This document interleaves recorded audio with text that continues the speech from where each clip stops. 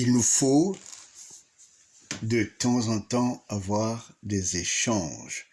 Et ces échanges sont très importants parce que ils nous permettent de vivre dans la foi, de, de, de, de laisser Dieu intervenir dans notre vie, mais aussi, surtout, de faire en sorte que nous découvrons ce qui est le plus important de la foi et comment la mettre en mouvement.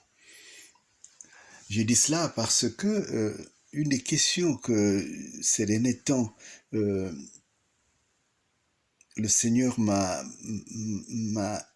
aidé à résoudre dans mon esprit, une question que j'ai toujours portée, c'est celle de la puissance. D'où vient la puissance? C'est sûr que quand vous regardez la puissance économique, une société riche économiquement, une société où il y a justement des sociétés très riches financièrement, quand vous regardez euh, un pays puissant, un continent puissant, et, et même une famille puissante, il est clair que on est devant, on est immobilisé, on a les forces coupées, on a le sentiment que de toutes les façons, quoi qu'on fasse, quoi que les gens fassent, cette puissance ne sera ni atteinte, ni égalée, ni également dépassée. Et alors, à ce moment, intervient une sorte euh, comment je peux appeler cela, une sorte d'abandon. C'est-à-dire que on se dit, ils sont trop forts pour nous, à la limite fouillons. Mais la démarche de l'enfant de Dieu n'est pas celle-là.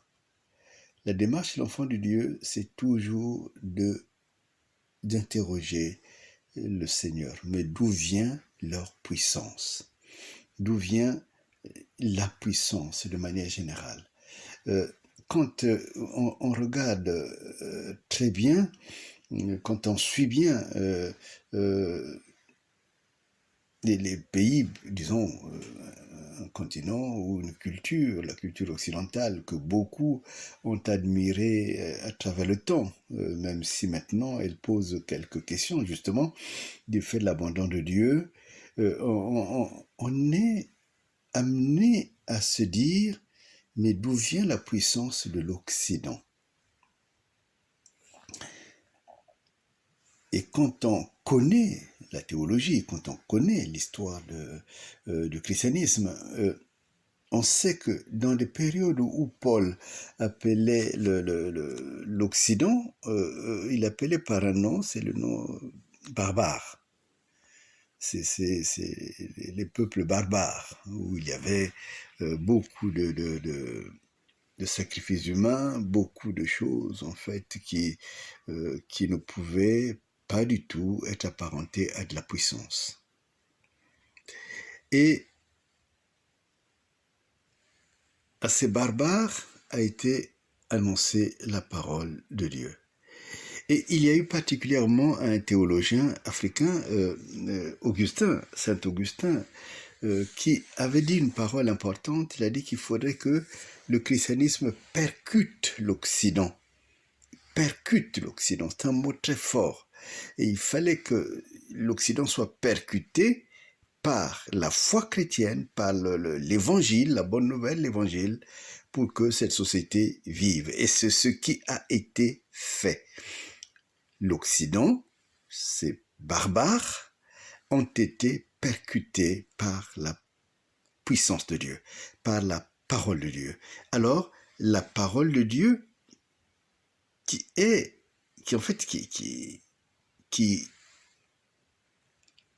le condensé de la puissance de Dieu. Parce que Paul dira que je n'ai pas honte de l'évangile, car elle est, voyez, elle est la puissance de Dieu au service de celui qui croit. Et et cela qu'il avait annoncé aux Romains, qui faisaient partie de ces barbares, c'est que la puissance, elle est venue à l'Occident par la percussion de la parole de Dieu.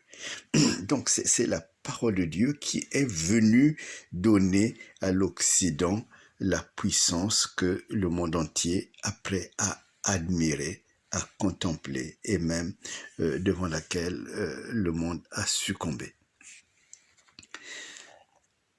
Quant à la parole, la puissance économique, ceux qui ont fait un peu de sociologie des religions, il y a un sociologue allemand qui a parlé de l'esprit du capitalisme. C'est-à-dire que comment est-ce que le capitalisme est né.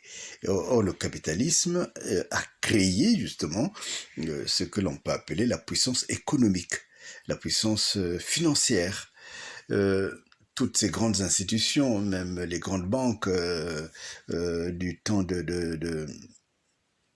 du réformateur protestant en Suisse sont nées aussi de cet esprit du capitalisme. Et ce que Max Weber a révélé, c'est que en fait c'est le protestantisme, c'est la foi chrétienne encore une fois qui est venue donner la puissance économique. Le mode d'organisation, le mode de l'épargne, tout cela en conformité avec la parole de Dieu.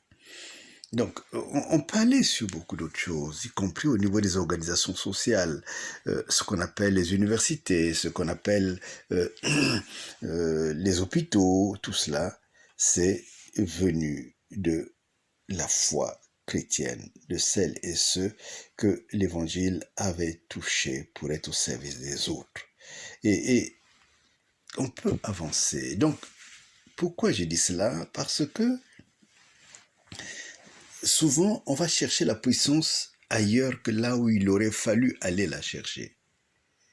Parce que la puissance a une source. Et le Seigneur Jésus l'avait dit.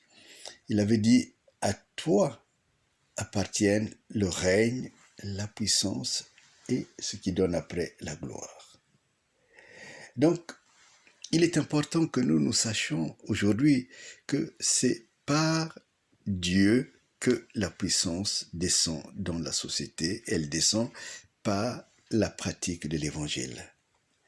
Et ça, c'est un point important qu'il faudrait retenir pour la suite de nos échanges et de nos pratiques. Dans le même temps, lorsqu'un peuple est privé donc de puissance, lorsqu'un peuple est rendu esclave, alors d'où peut-elle aller chercher la puissance pour être délivrée? Eh bien, c'est encore vers Dieu qu'il faut aller. Et en allant vers Dieu, on a des témoignages importants. Prenons Paul et Silas qui étaient enfermés dans une prison. Ils ont prié. Ils n'avaient pas de moyen d'en sortir. Mais Dieu est descendu. Alors, l'Esprit de Dieu a fait éclater la prison. Vous voyez, là où il n'avait plus de moyens et de forces, Dieu est descendu. Et quand je lis aussi le texte d'Exode, oui, quand nous lisons donc Exode chapitre 3 du verset 7 au verset 10, on voit aussi que lorsqu'un peuple est sous oppression et rendu esclave, c'est encore Dieu qui descend pour le sauver. C'est-à-dire, Dieu descend avec sa puissance pour que le peuple esclave sorte de l'esclave.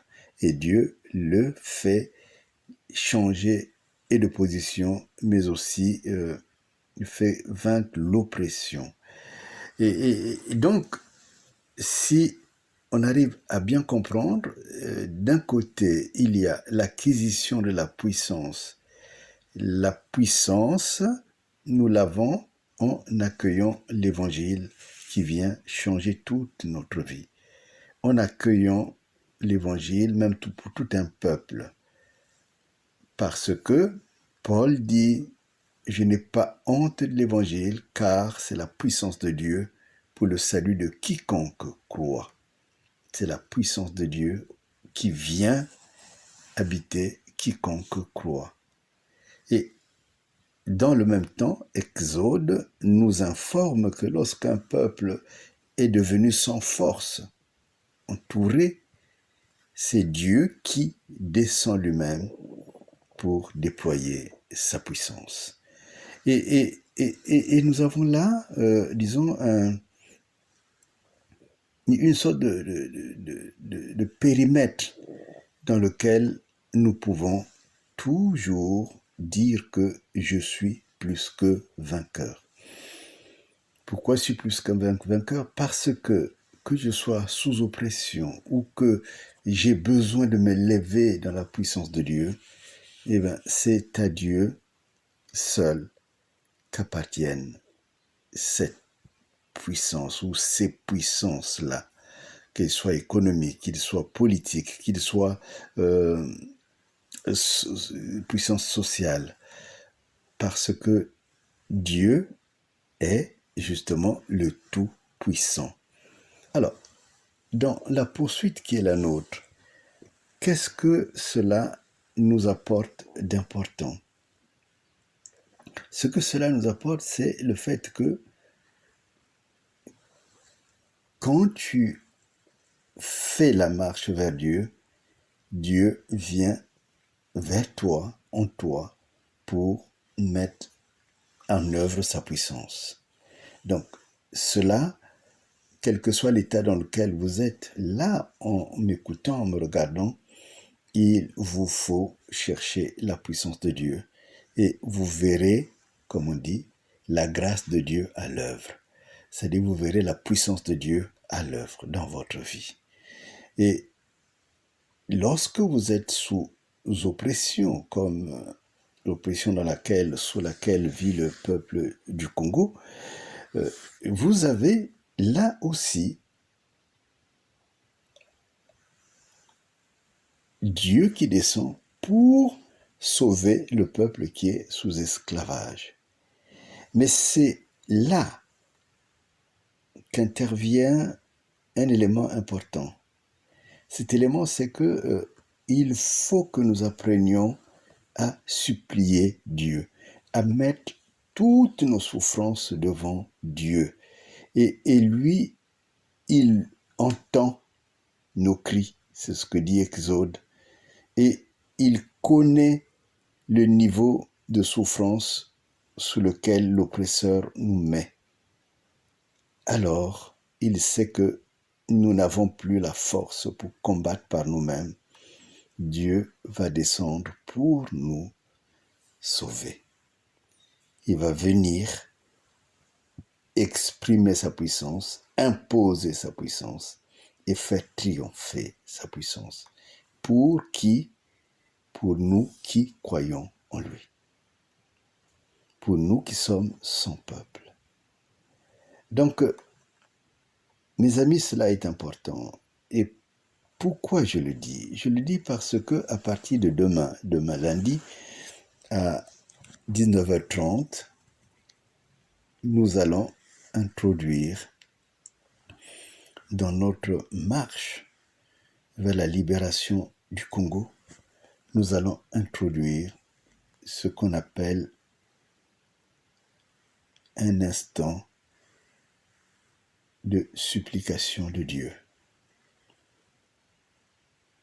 C'est sûr que dans les périodes actuelles, dans tout ce que vit notre peuple, il y a beaucoup de cris de larmes, beaucoup de souffrances. Mais il faut que nous apprenions à élever cette puissance, cette souffrance jusqu'au cœur de Dieu, jusqu'aux oreilles de Dieu. Et c'est en cela que l'Esprit m'a donné de reprendre une expression qui existait dans ma jeunesse, Dila Sambila, pleure et prie. Pleurer dans la souffrance n'est pas un signe de faiblesse. C'est vraiment dire l'état mental, l'état physique dans lequel nous vivons. Mais pleurer ne suffit plus. Il faut que ces pleurs nous les amenons en supplication devant Dieu. Donc, dis-la, Sambila, pleure et prie. Et je voudrais que nous entrons dans ce mois de mars avec une telle disposition de cœur. Mais pour cela, il faut que nous soyons convaincus déjà nous-mêmes que c'est Dieu qui est la source de toute puissance et que la puissance qui nous manque face aux armes, face à tout ce que l'on a mis en place au Congo, elle est présente, cette souffrance, cette puissance, elle est présente en Dieu. Et Dieu qui entend, et je voulais que nous apprenions à parler à Dieu, Dieu qui entend nos prières, nos supplications, nos cris, il va descendre et il est déjà descendu pour nous sauver. Ce n'est pas pour rien qu'on sent un vent de panique dans le pouvoir au Congo. Dieu est descendu pour nous sauver. Donc, ceux qui le veulent, frères, sœurs, je vous invite demain à 18h, à partir de 19h30 pour que nous puissions ensemble, pendant 30 minutes seulement, louer